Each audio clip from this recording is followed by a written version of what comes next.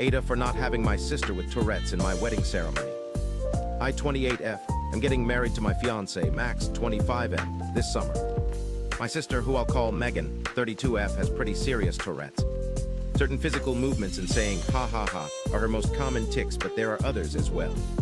As long as I've been alive, I've never seen Megan sit through a long ceremony or presentation without tics, not even her high school/college graduation or for any siblings' graduations. Her ha ha ha is also extremely loud, bordering on yelling and most of the time repetitive. I have involved and invited Megan to every aspect of the wedding, the rehearsal dinner, the bachelorette party, and the reception, except for the actual ceremony. My fiancé and I are writing our own vows, and I just want to hear him say them without interruption. Ceremony is fairly long, and I seriously doubt Megan's ability to go that long without ticsing. She has said that holding back tics is like holding back a sneeze, only 1,000 times more difficult. The only options I see for her going into the ceremony are A, letting the tics go on as normal and be scrutinized by Max's side of the family who hasn't met her yet, or B, trying to suppress them the whole time. Either way, it would be a miserable experience for her. I have explained Megan's situation to guests who were unaware, but in Max's family, there are several young children and elderly people that I doubt will have tact. Megan was heartbroken when I told her I didn't want her at the ceremony. I explained my reasoning to her about how the ceremony wouldn't be fun for her either way, but she didn't want to hear it. She admitted that she will likely tic when we're reading our vows, but insisted we can just pause and carry on or speak over it.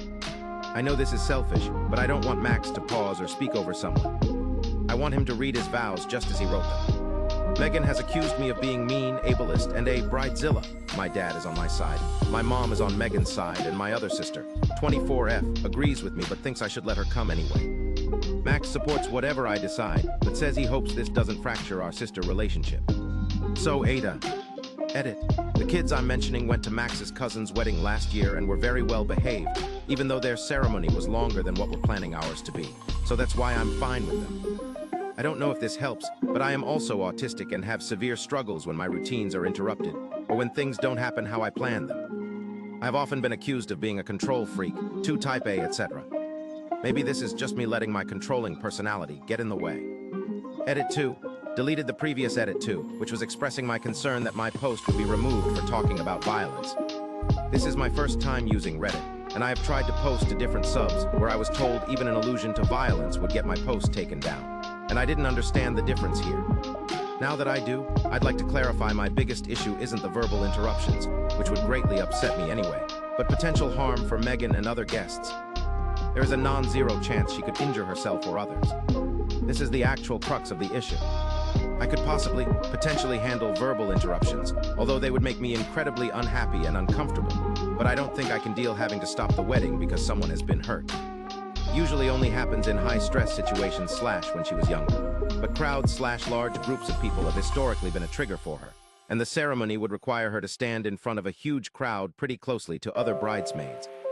It's happened only a few times in the past year, which should make me feel confident, but I feel like the anxiety has just been growing and growing, and I don't know how to stop it other than making sure there is a 0% chance it could happen.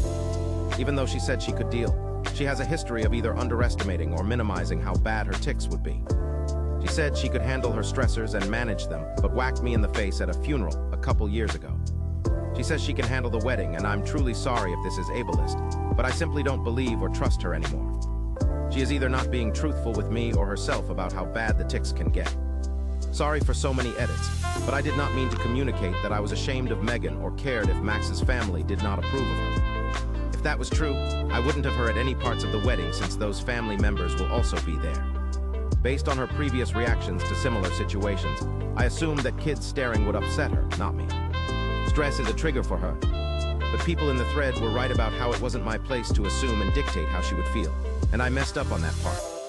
It's hard to balance, reread the previous edit, when Megan does have a history of downplaying / underestimating how bad things could get. Minor update, I called my dad to double check, but there is a nursery room in the church where people can watch what's happening in the church live on a TV inside. I hadn't known about it because it wasn't there when I was a kid, but it will definitely be on my list of proposed compromises when I speak with Megan. I would very much appreciate if you read the facts before commenting. Facts. Question, for updates, do I make a new post or add on to this on? I found posting anonymously very freeing and want to continue.